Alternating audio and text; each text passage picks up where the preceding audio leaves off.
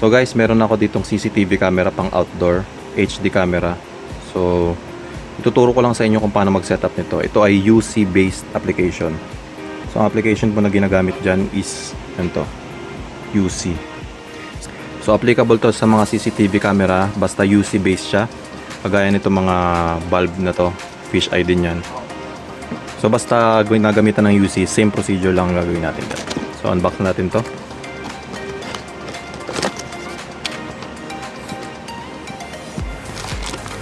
So mayroon siyang charger, mayroon siyang manual.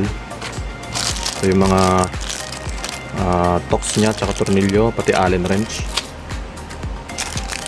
So ito yung cover ng ating LAN kung gusto nyo naka-wired siya. Then yung unit mismo. Tapos yung antenna.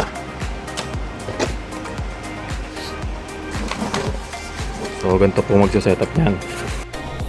And guys, you are watching ChrisRandomTech. Don't forget to subscribe and click the notification bell. Kakabit muna natin yung ating antenna.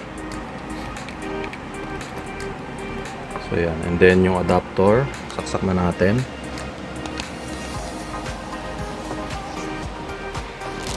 So yan lang naman yung pinaka basic na kailangan niya. Antenna lang din, power. So hindi na kayo masyadong kailangan ng wire. Kasi yan lang adapter lang.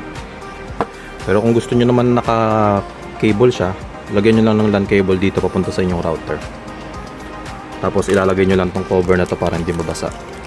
So safe to sa tubig guys, kasi pang outdoor to. Ayun, narinig nyo yun. So yan, nag-waiting configuration na siya. So guys, pagka gano'n na nagbibip na siya, ibig sabihin ready to connect na yun pagka gano'n. So open natin yung ating Yoosee app. Punta lang tayo dito sa may plus sign. And then fast networking AP connection.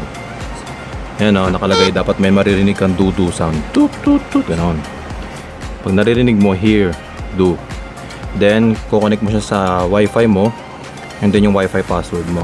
Then next, makikita mo siya dito ngayon. Yan. Kung hindi nyo siya nakita rito, tapos hindi kayo nakakarinig ng beep, itong reset button nyo, hold nyo lang yan ng 30 seconds para mag-reset siya. So ganun lang yun. So kailangan makikita nyo yan dyan. Then pag kinlik natin yan,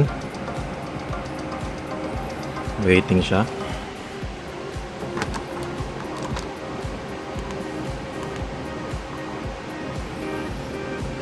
So antayin lang natin yan, nagko-connecting na siya. Yun, salita siya, di ba? Device is online already. So wait lang natin yan. Ayun, access to the internet.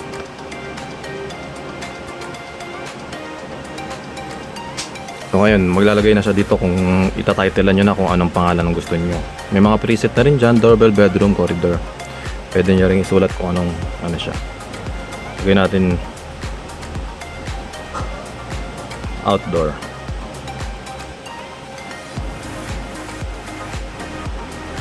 Okay, confirm. So okay na yun. Pag click natin check my device, lalabas na siya ngayon. So yan na yung fish eye nya.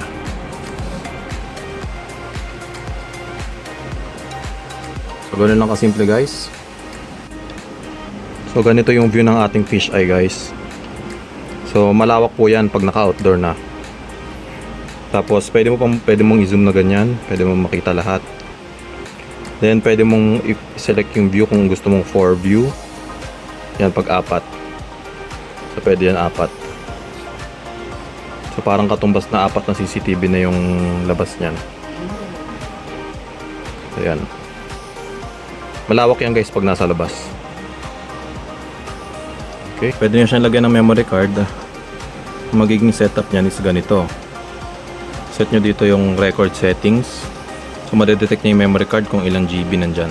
So loop recording yan. Napuno na siya sa recording, babalik siya sa start, i-replace niya yung old. So ganito lang ginagawa ko, manual record lang. So yun yung config niya. Ito kasing alarm record, once may na-detect siyang gumalaw, doon pa lang siya mag-start mag-record.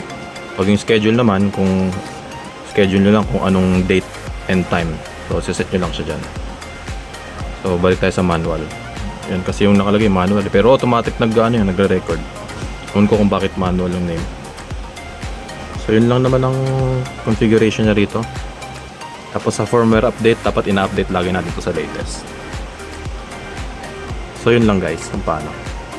So ito na itsura na guys pag nasa labas. So sana may natutunan kayo sa ating munting video. Salamat sa panonood, and then don't forget to like and comment and subscribe guys kung hindi ka pa nang subscribe. And then hope to see you on our next video.